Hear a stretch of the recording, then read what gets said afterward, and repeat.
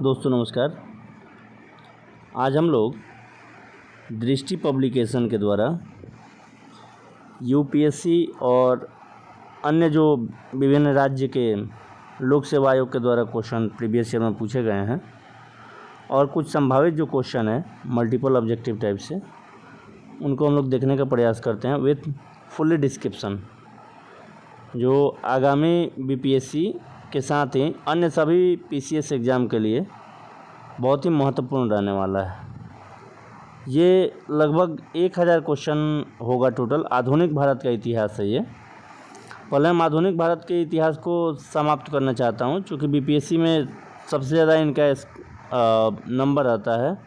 अगर 30 क्वेश्चन पूछा जाता है तो आधुनिक भारत से लगभग 22 से 23 क्वेश्चन पूछ लिए जाते हैं, कभी कभी 25 तक क्वेश्चन पूछ लिए जाते हैं। तो मैं टॉप 40 करके पर डे लेके आऊँगा, जो 25 दिन में हम इसको समाप्त करेंगे 25 पार्ट में। चलिए तो बिना देरी के वीडियो को स्टार्ट करते हैं। आज का हमारा पहला क्वेश्चन है कि मद्रास में इंग्लिश ईस्ट इंडिया कंपनी के अधिवास के स्थान को किस नाम से जाना जाता था। पहला क्वेश्चन है कि मद्रास का जो एरिया था, मद्रास में इंग्लिश ईस्ट इंडिया कंपनी जहां अधिवास मतलब रहते थे लोग, उसको किस नाम से जाना जाता था। Fort William, Fort Saint George या इल्फिस्टन सर्किल या फिर मार्बल पैलेस। सही आंसर इसका क्या हो जाएगा? Fort Saint George. इसका व्याख्या हम लोग डिस्क्रिप्शन देख लेते हैं कि डिस्क्राइब कैसे किया गया है। तो फ्रांसिस डे ने वर्ष 1639 ईस्वी में चंद्रगिरी के राजा से मद्रास को पट्टे पर लिए थे, ठीक है, जहां पर कालांतर में एक किलेबंद कोठी बनाई गई थी और इस कोठी को ही फोर्ट सेंट जॉर्ज नाम दिया गया था। अतः विकल्प बी सही है, ठीक है।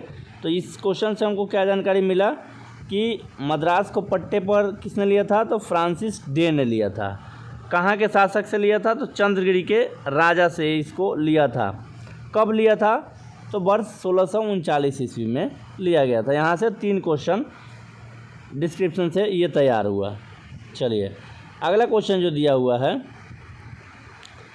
फ्रांसीसी ईस्ट इंडिया कंपनी ने भारत में अपना कारखाना सबसे पहले कहाँ स्थापित किया था। ऑप्शन है कालीकट, सूरत, पौंडीचेरी या फिर मसूलीपट्टनम। चलिए आप लोग बताइए इस क्वेश्चन का सही आंसर। फ्रांसीसी ईस्ट इंडिया कंपनी ने अपना पहला जो फैक्ट्री था वो कहाँ स्थापित किया था? तो इसका सही आंसर क्या हो जाएगा? सूरत में किया था, ठीक है। इसका भी व्याख्या हम लोग देखते हैं। फ्रांसीसियों ने भारत में अन्य यूरोपीय कंपनियों की अपेक्षा सबसे बाद में प्रवेश किया है। सन 1664 ईस्वी में फ्रांस के सम्राट लुई 14वें के मंत्री कोलबर्ट के प्रयास से फ्रेंच ईस्ट इंडिया कंपनी की स्थापना हुई थी। वर्ष 1668 ईस्वी में फ्रैंकोइज कैरो द्वारा सूरत में प्रथम फ्रांसीसी फैक्ट्री की स्थापना की गई थी। अतः विकल्प बी सही है। आगे जो इसको डिस्क्राइब किया है उसको देख लेते हैं हम लोग कि गोलकुंडा रियासत के सुल्तान से अधिकार पत्र प्राप्त करने के पश्चात सन 1669 में मसूलीपट्टनम यानी वर्तमान नाम जो अभी है मछलीपट्टनम में दूसरी व्यापारिक कोठी स्थापित की गई थी फ्रांसीसियों के द्वारा। तो पहली फैक्ट्री सूरत में और दूसरी फैक्ट्री जो थी गोलकुंडा के शासक से अधिकार पत्र प्राप्त करने के पश्चात मछलीपट्टनम में 1669 ईस्वी में फैक्ट्री स्थापित की गई थी। चलिए नेक्स्ट क्वेश्चन को देख लेते हैं हम लोग। निम्नलिखित में से कौन सी एक फसल भारत में पुर्तगालियों के द्वारा लाई गई थी? देखिए पुर्तगालियों के द्वारा कई प्रकार के चीज़ों से भारत को अवगत कराया गया था भारतीयों को। उसी में देखते हैं कौन सा उनके द्वारा लाया गया था। अफीम, दूसरा है कॉफ़ी, तीसरा पान और चौथा है मिर्च। सही आंसर बताइए आप लोग। इस क्वेश्चन का सही आंसर होगा ऑप्शन डी, मिर्च। ठीक है, मिर्च के बारे में पुर्तगालियों ने भारतीयों को परिचित करवाया था। इसका व्याख्या देखते हैं कि भारत में तंबाकू की खेती की बात की जाए, जहाज़ निर्माण की बात की जाए जो कालीकट एवं गुजरात के क्षेत्र में हुआ था, प्रिंटिंग प्रेस की शुरुआत, मिर्च की खेती, पुर्तगालियों के आगमन के पश्चात ही इसका भारत में विकास हुआ था। ठीक है, और पुर्तगालियों ने ही 1556 ईस्वी में गोवा में प्रथम प्रिंटिंग प्रेस की स्थापना की। भारत में गोथिक स्थापत्य कला पुर्तगालियों की ही देन है, अतः विकल्प डी सही आंसर है। इसके अलावा देखिए, भारत को गन्ना, पपीता, अनानास, संतरा, आलू इत्यादि से पुर्तगालियों ने ही परिचित करवाया था। चलिए नेक्स्ट क्वेश्चन देख लेते हैं हम लोग। अंग्रेज़ों की बंगाल में पैठ के विषय में निम्नलिखित कथनों में से कौन सा या से सही है। ठीक है, कुछ कथन दिए गए हैं बंगाल में अंग्रेज़ों की पैठ को लेकर के, बताना है कि इन लोगों ने किस प्रकार से बंगाल के क्षेत्र में अपना अधिकार जमाया था। पहला कथन दिया हुआ है कि जॉब चार्नॉक अगस्त 1690 ईस्वी में सुल्तानती में आया तथा उसने कोलकाता की स्थापना की, जो बाद में ब्रिटिश भारतीय साम्राज्य का केंद्र बना। तो बिल्कुल सही है। कोलकाता जो शहर था उसमें 3 गांव, कोलिकता, सुल्तानती और गोविंदपुर को मिला करके कोलकाता शहर वर्तमान जो है उसका निर्माण किया गया था। दूसरा है, फ्रांसीसी ईस्ट इंडिया कंपनी ने कोलकाता में फोर्ट विलियम के निकट एक दुर्ग का निर्माण किया था। ठीक है, नीचे के दिए गए कथन में आपको बताना है कि कौन सा सही है। देखिए, कथन जो 1 है वो सही है, कथन 2 जो है वो गलत है। कैसे गलत है, तो इसको डिस्क्रिप्शन के माध्यम से हम लोग समझने का प्रयास करते हैं। चलिए, इसका डिस्क्रिप्शन जो है वो देखा जाए कि 1698 ईस्वी में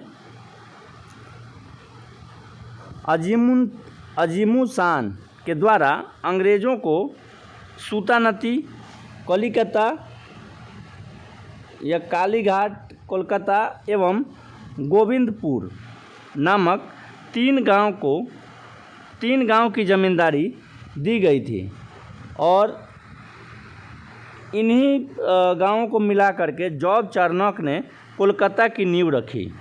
ठीक है, कंपनी की इस नई किलेबंदी बस्ती को फोर्ट विलियम का नाम दिया गया था। 1700 ईस्वी में अंग्रेज़ों ने कोलकाता को पहला प्रेसिडेंसी नगर घोषित किया। ठीक है, अतः कथन 1 सही है एवं कथन 2 जो है वो गलत है। अगला देख लेते हैं। निम्नलिखित में से कौन ब्रिटिश पूर्व काल में अपने व्यापारी पोत सूरत बंदरगाह में नहीं लाए थे। फिर से, निम्नलिखित में से कौन ब्रिटिश पूर्व मतलब ब्रिटिशर्स से पूर्व काल में अपने व्यापारिक पोत सूरत बंदरगाह में नहीं लाए थे। ऑप्शन है पुर्तगाली एवं अंग्रेज, दूसरा है रूसी एवं जर्मन, तीसरा अंग्रेज एवं अरब और चौथा है फ्रांसीसी तथा अरब। क्वेश्चन का सही आंसर हो जाएगा रूसी एवं जर्मन वाले जो व्यापारी थे वो इधर नहीं ले आए थे। इसका व्याख्या देखते हैं कि ब्रिटिश पूर्व काल में हिंद महासागर के व्यापार पर अरब व्यापारियों का एकाधिकार था। आगे चलकर विभिन्न यूरोपीय कंपनी भी अपने व्यापारिक पोतों को दीव, दमन, सूरत, कुन्नूर आदि बंदरगाहों में लेकर आए, जिसमें पुर्तगाली, डच, अंग्रेज एवं फ्रांसीसी कंपनी शामिल थी। इन्होंने विभिन्न स्थानों पर अपनी व्यापारिक कोठियां भी स्थापित की। अतः स्पष्ट है कि रूस एवं जर्मन ब्रिटिश पूर्व काल में भारत में अपने व्यापारिक पोत को नहीं लाए थे। अतः विकल्प बी सही है। Question number next. 17वीं शताब्दी के आरंभिक काल में अंग्रेजों के साथ व्यापार वार्ताएं शुरू करने के लिए मुगल निम्नलिखित में से किस बात से प्रेरित हुए? फिर से 17वीं शताब्दी के आरंभिक काल में अंग्रेजों के साथ व्यापार वार्ताएं शुरू करने के लिए मुगल निम्नलिखित में से किस बात से प्रेरित हुए थे? ऑप्शन नंबर 1, 1612 ईस्वी में सुवेली में पुर्तगाली जहाजी बेड़े पर अंग्रेज़ों की विजय हुई थी। दूसरा है अंग्रेज राजा के द्वारा मुगल बादशाह को भेजे गए उपहार। तीसरा है विलियम हॉकिंस की राजनयिक निपुणता। और चौथा है सर टॉमस रो के कौशल। ठीक है, तो इसका सही आंसर हो जाएगा कि मुगल जो व्यापार अंग्रेज़ों से करने के लिए प्रेरित हुए थे 1612 में जो स्वैली जिसको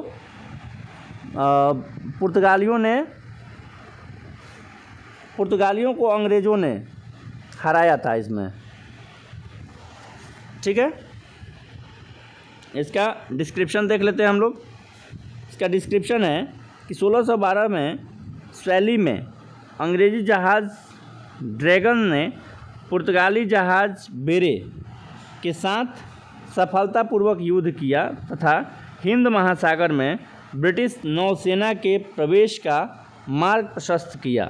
जहांगीर, जिसके पास अच्छी नौसेना नहीं थी, अंग्रेज़ों की सफलता से बेहद प्रभावित हुआ था। अतः विकल्प भी सही है।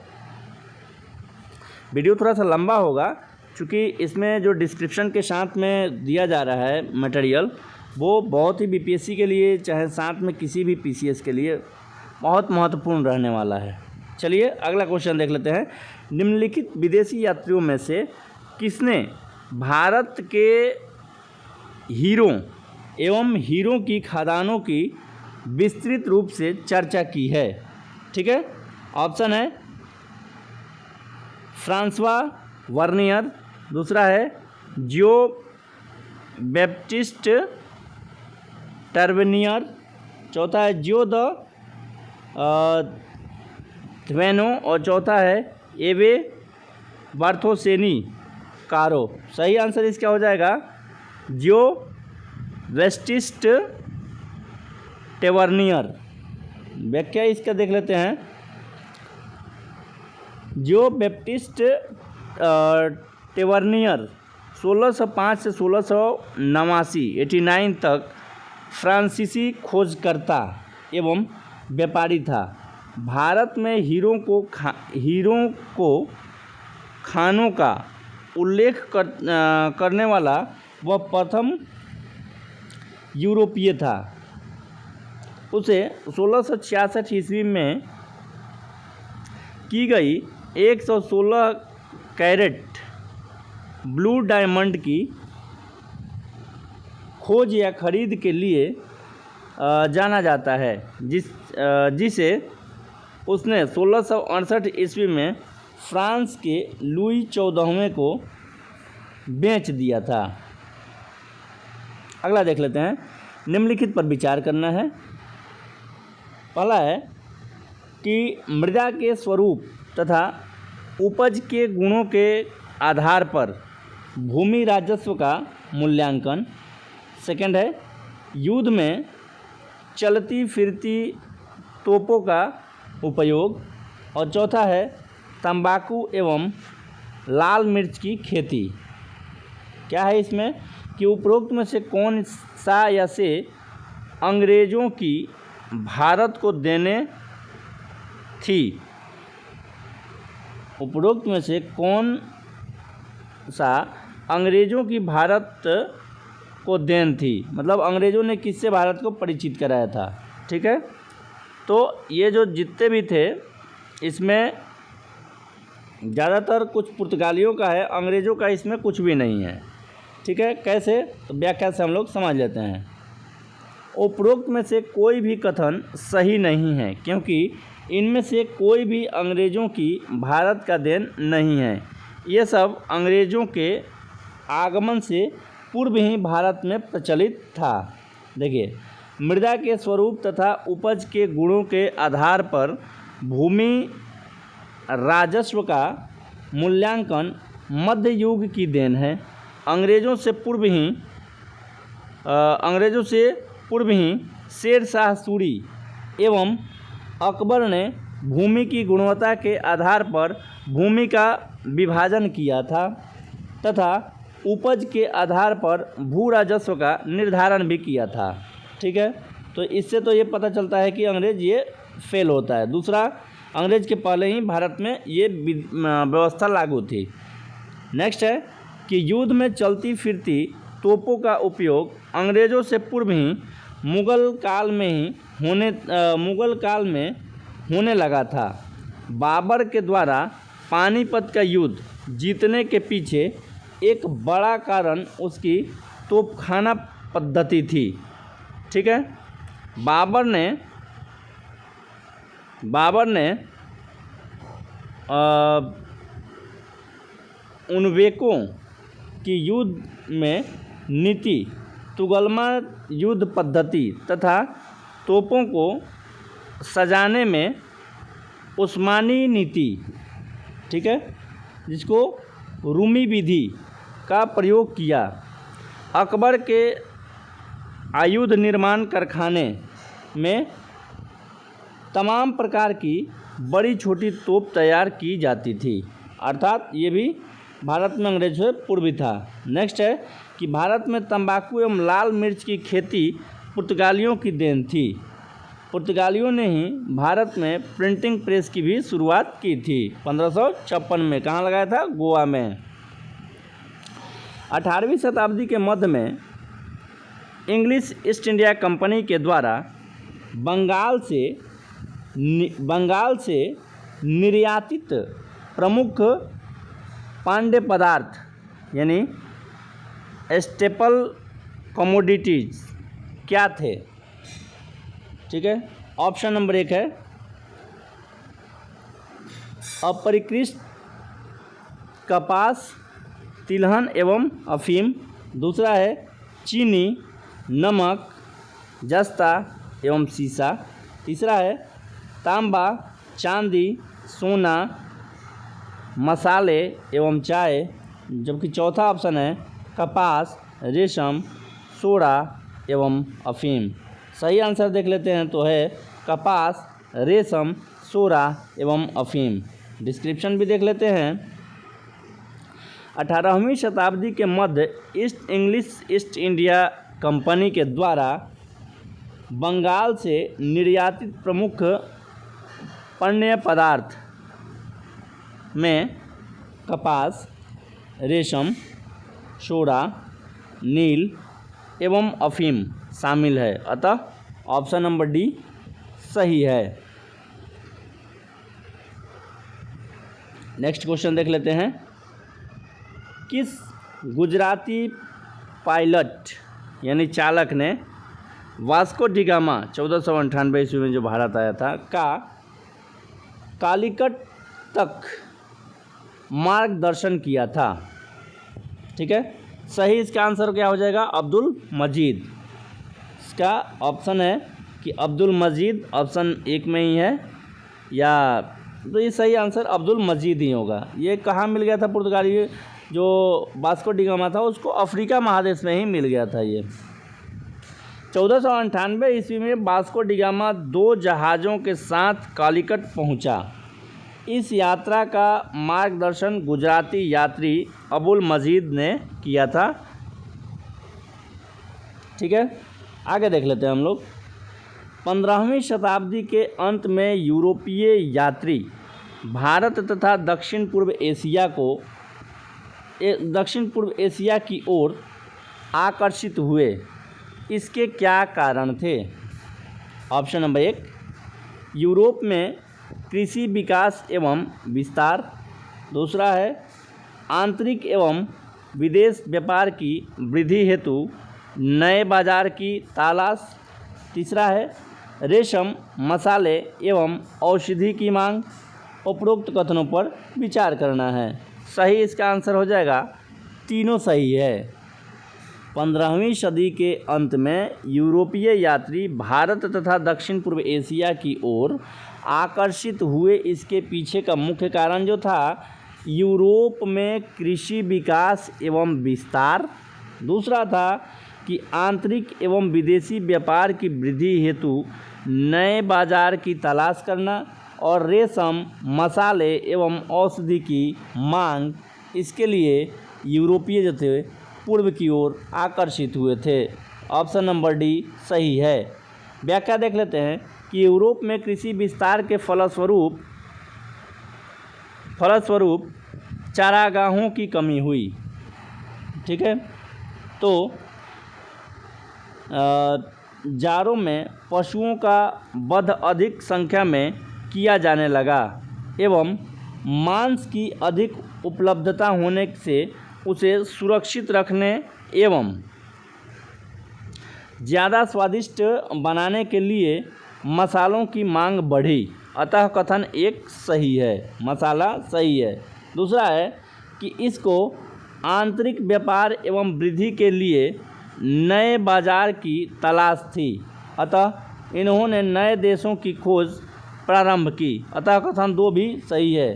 थर्ड है कि रोम साम्राज्य के युग से यूरोप में चीन का रेशम एवं भारत तथा दक्षिण पूर्व एशिया के मसाले एवं औषधि की मांग बढ़ रही थी, खास तौर से काली मिर्च की। अतः कथन 3 भी सही है।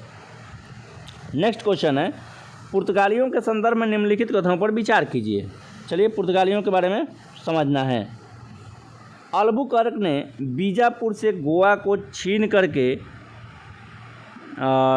डंडा राजौड़ी एवं दाभोल को खूब लूटा था। दूसरा है उन्होंने लाल सागर के मुहाने पर सोकोत्रा द्वीप में भी अपना एक अड्डा कायम किया था। इसमें बताना है कि उपरोक्त में से कौन से कथन सही है। तो ये देखिए दोनों ही कथन सही है। अल्बुकर्क ने क्या किया था कि बीजापुर के जो शासक थे उनसे गोवा को छीन लिया था। ठीक है, और इनने लाल सागर में भी के मुहाने पर एक सोकोत्रा द्वीप में भी अपना एक अड्डा कायम कर रखा था। डिस्क्रिप्शन, पुर्तगाली अपनी नई नीति पर अमल करते हुए अल्बुकर्क ने 1510 ईस्वी में बीजापुर से गोवा को छीन लिया था एवं वहाँ के प्राकृतिक बंदरगाह पर किला बनाकर अपनी सामरिक स्थिति मजबूत की थी। अतः कथन 1 सही है। दूसरा है कि पुर्तगालियों ने श्रीलंका में कोलंबो, सुमात्रा में अचिन एवं मलक्का में एक एक किला स्थापित किया। उन्होंने लाल सागर के मुहाने पर सोकोत्रा द्वीप में भी अपना एक अड्डा कायम कर लिया था। अतः कथन 2 भी सही है। आगे चलते हैं, आगे देखते हैं क्वेश्चन को कि निम्नलिखित युग्मों पर विचार कीजिए। एक तरफ सूची 1 और सूची 2 दिया हुआ है, इसका मिलान करना है। फ्रांसीसी व्यापारी केंद्र, डच व्यापारी केंद्र और बारूद का स्रोत। ठीक है, एक इधर जो दिया है हरमुज दिया है, फोर्ट सेंट जॉर्ज और सॉल्ट पीटर। ठीक है, इसका मिलान करना है। तो देखा जाए क्या है, उपरोक्त में से कौन सुमेलित है। सुमेलित है तो देखा जाए तो बारूद का स्रोत जो था ये साल्टपीटर से इसका स्रोत है। व्याख्या देख लेते हैं कि अंग्रेज़ों ने 1622 ईस्वी में 1622 ईस्वी में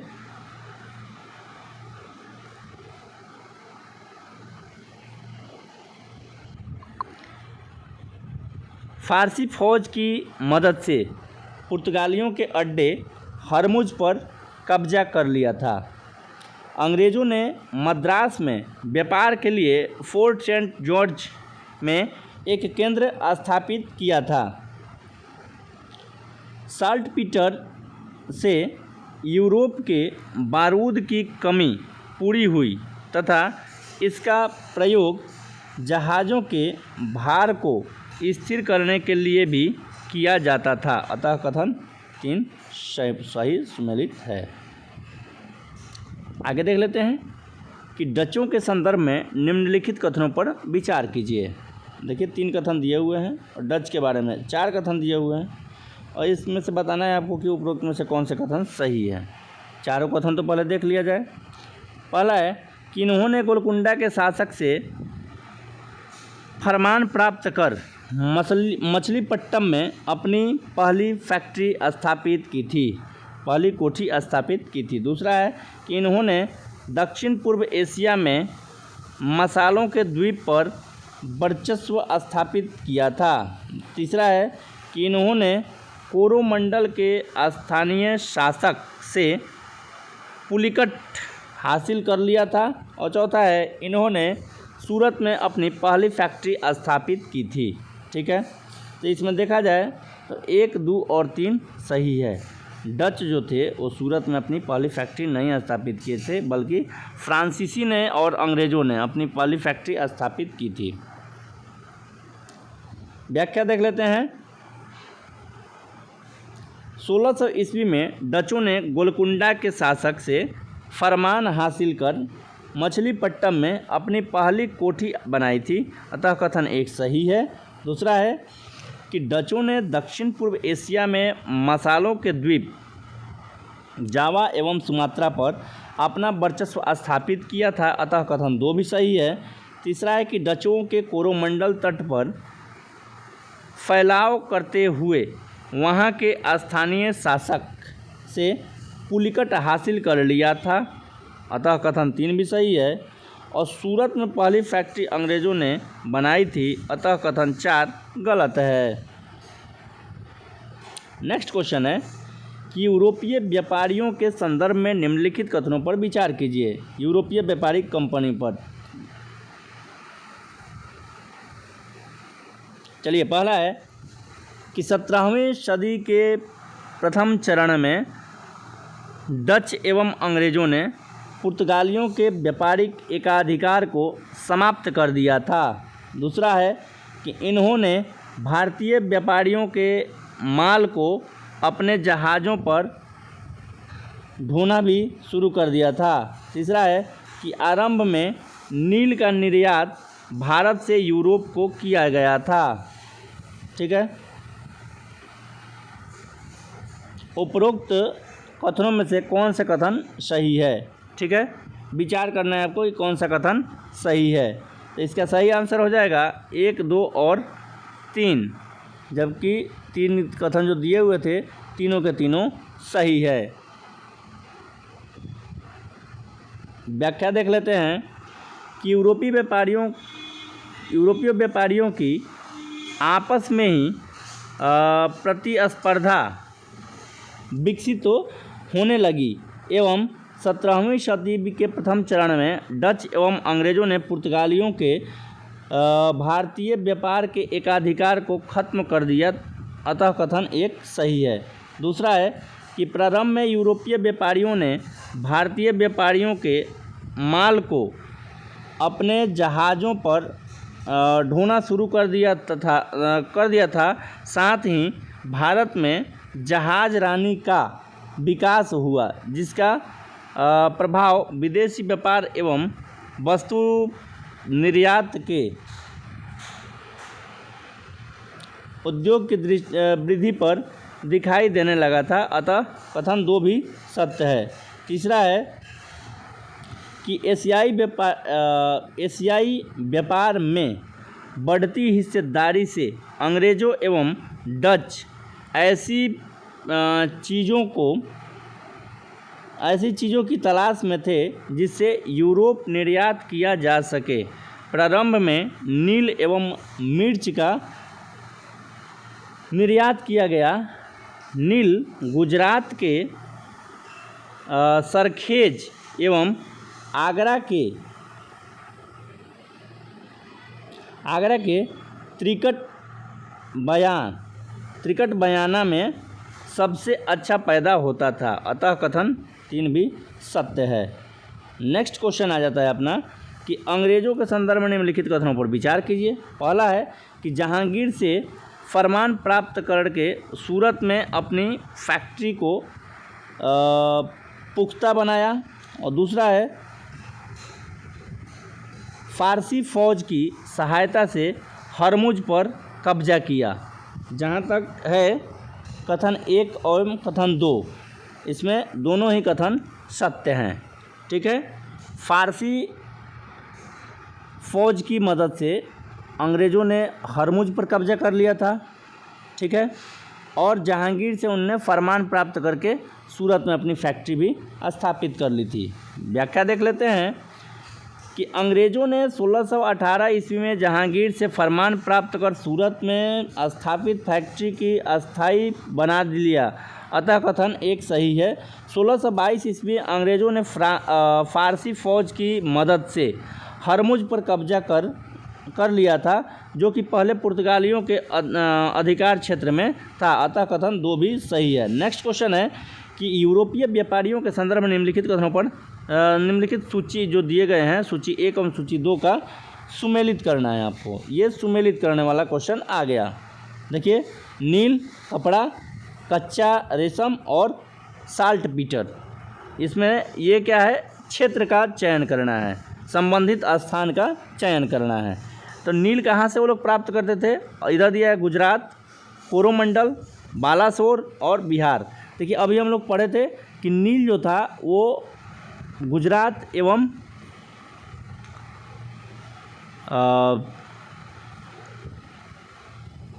आगरा के आसपास से ये लोग बड़ी भारी मात्रा में वहाँ से नील प्राप्त करते थे। और वहाँ का जो नील था वो सबसे बेहतर क्वालिटी का नील हुआ करता था। तो इसके हिसाब से देख लिया जाए तो नील कहाँ से उन लोगों ने लिया? गुजरात से लिया। कपड़ा, जो कपड़ा था वो कोरोमंडल तट से लोग प्राप्त किया करते थे। कच्चा जो रेशम था वो बालासोर उड़ीसा से ये लोग भारी मात्रा में प्राप्त करते थे। साल्ट पीटर जो सोडा था वो ये लोग बिहार से प्राप्त करते थे। ठीक है, तो इस हिसाब से देखा जाए तो सब सुमेलित है। 1 का 1, 2 का 2, 3 का 3, 4 का 4, यानी ए ऑप्शन सही है। डिस्क्रिप्शन को हम लोग देख लेते हैं। व्याख्या सुमेलित निम्न प्रकार से है। यूरोपीय व्यापारी गुजरात से नील का निर्यात करते थे। दूसरा है कोरोमंडल से कपड़े का निर्यात करते थे। हुगली एवं बालासोर से कच्चा रेशम तथा शक्कर का निर्यात करते थे। और बिहार से साल्ट पीटर का निर्यात किया करते थे। अगला क्वेश्चन है 18वीं सदी के भारतीय विदेश व्यापार के संदर्भ में निम्नलिखित कथनों पर विचार कीजिए। पहला है कि भारत के यूरोप के साथ व्यापारिक संबंध स्थापित हुए थे। बिल्कुल हुए थे। भारतीय अर्थव्यवस्था तेज़ी से विकसित हुई। तीसरा है कि इस समय भारत में सर्वाधिक तेज़ी से सोना एवं चांदी का आगमन हुआ था। ठीक है, तो इसमें देखा जाए तो तीनों ही कथन सही हैं। ठीक है, तीनों ही कथन सही है। डिस्क्रिप्शन देख लेते हैं कि 18वीं सदी की प्रारंभिक स्थिति में सर्वाधिक भागीदारी विदेशी व्यापार यूरोप के साथ हो रहा था, अतः कथन एक सही है। यूरोपीय व्यापारियों का भारत आने एवं यूरोप में बाजार विकसित होने से भारत के साथ यूरोप के अच्छे परिणाम दिखे, जिससे भारतीय अर्थव्यवस्था तेज़ी से विकसित हुआ, अतः कथन 2 भी सही है। तीसरा है कि उस समय वस्तुओं की अपेक्षा भारत में सर्वाधिक तेज़ी से सोने एवं चांदी आया, जिसे 17वीं सदी के अंत में वस्तुओं की कीमत बढ़ने लगी थी, जिसका असर समाज के विभिन्न वर्गों पर पड़ा था, अतः कथन 3 भी सही है। अंग्रेज व्यापारियों के संदर्भ में निम्नलिखित कथनों पर विचार कीजिए। पहला है कि इन्होंने मछलीपट्टम के बाद फोर्ट सेंट जॉर्ज को व्यापार का मुख्य केंद्र बनाया था। दूसरा है कि इन्होंने गुजरात से लेकर के हुगली तक तथा मछलीपट्टम से लेकर के सिंधु नदी तक व्यापारिक वर्चस्व बनाए रखा था। ठीक है, इसका सही आंसर हो जाएगा कि दोनों ही कथन सत्य है। क्या है व्याख्या, इसका देख लेते हैं कि अंग्रेज सर्वप्रथम नील का निर्यात गुजरात से एवं कपड़े का निर्यात कोरोमंडल से करते थे। उन्होंने मछलीपट्टम में केंद्र बनाया और कुछ समय बाद मद्रास में फोर्ट सेंट जॉर्ज को व्यापार का मुख्य केंद्र स्थापित कर दिया, अतः कथन एक सही है। दूसरा है कि अंग्रेज़ों ने पश्चिम में गुजरात से लेकर के पूर्व में हुगली यानी पश्चिम बंगाल तक, उत्तर में सिंधु नदी से लेकर के दक्षिण में मछलीपट्टम तक अपना व्यापारिक वर्चस्व कायम किया था, अतः कथन 2 भी सही है। नेक्स्ट है जेसुइट सोसाइटी ऑफ जीसस के संदर्भ में निम्नलिखित कथनों पर विचार कीजिए। तो मुगल दरबार के यूरोपीय विचारकों में जेसुइट वृत्तांत सबसे पुराने हैं। दूसरा है कि पुर्तगाली राजा जेसुइट प्रचारकों की मदद से ईसाई धर्म के प्रचार में रुचि रखता था। ठीक है, ये दोनों ही कथन ये भी सत्य है। व्याख्या देख लेते हैं कि यूरोप को भारत के बारे में जानकारी जेसुइट धर्म प्रचारकों, यात्रियों, व्यापारियों एवं राजनयिकों के विचारकों से हुई। ठीक है, मुगल दरबार के यूरोपीय विवरणों में जेसुइट वृत्तांत सबसे पुराने हैं, अतः कथन एक सही है। दूसरा है कि पुर्तगाली राजा भी जेसुइट प्रचारकों की मदद से ईसाई धर्म के प्रचार में रुचि रखता था। 16वीं शताब्दी के दौरान भारत आने वाले जेसुइट शिष्टमंडल व्यापार एवं साम्राज्य निर्माण की प्रक्रिया का भाग थे, अतः कथन 2 भी सत्य है। चलिए आज हम लोग इस वीडियो को इतना ही रखते हैं, क्योंकि बहुत ही लंबा होते जा रहा है। डिस्क्रिप्शन के साथ इसका डिस्क्राइब करना थोड़ा सा लंबा तो होगा ही, आप लोग इससे बेनिफिट उठाइए और बार बार इस वीडियो को देखिए, इससे ज़रूर फ़ायदा मिलेगा बीपीएससी जैसे एग्ज़ाम के लिए। Thank you for watching this video.